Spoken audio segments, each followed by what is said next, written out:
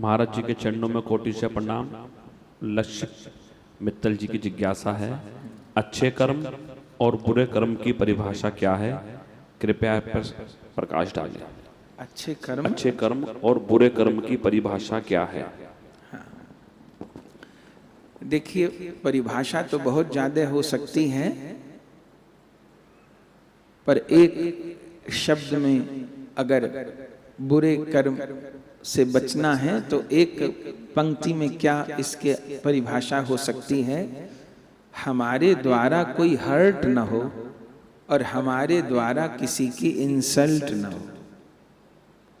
एक पंक्ति में अगर पूछें कि बुरा काम क्या है, तो हमारे द्वारा कोई हर्ट न हो और हमारे द्वारा किसी की इंसल्ट न हो।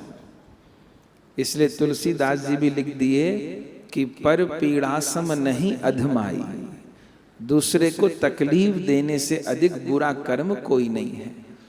तो यही सोचकर चलना है, मेरे वचन के द्वारा, मेरी क्रिया के द्वारा और मेरे मानसिक विचारों के द्वारा भी किसी को तकलीफ न हो। अगर ये हम लोग ईमानदारी से निभा पाए तो सब बुरे कर्मों से बच जाएंगे।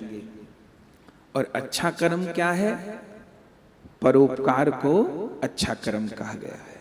हमसे जो परोपकार हो सके वो अच्छा कर्म कहा गया है। लेकिन वो परोपकार यश प्राप्ति के लिए न हो। हमने आपका कुछ भला किया इसलिए किया कि आप हमको कहेंगे कि महाराज बहुत अच्छे हैं, आपसे केवल अच्छा सुनने के लिए हमने ये किया, ठीक?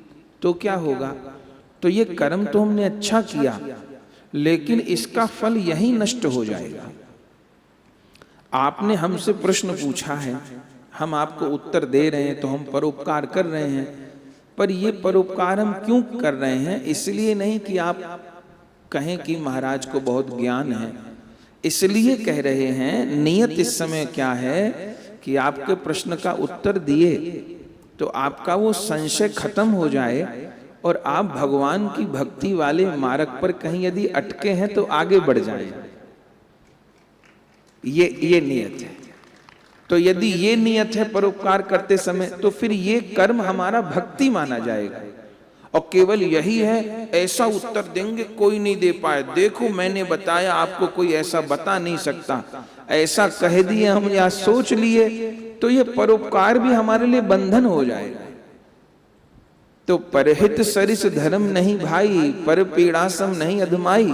पर यहां परहित का अर्थ ये है कि हित करके उससे फिर कुछ चाहना नहीं है। इसलिए बड़े लोग कर गए, नेकी कर और कुएं में डाल। बोले तो नेकी का फल कम मिलेगा, वो ठाकुर जी देंगे।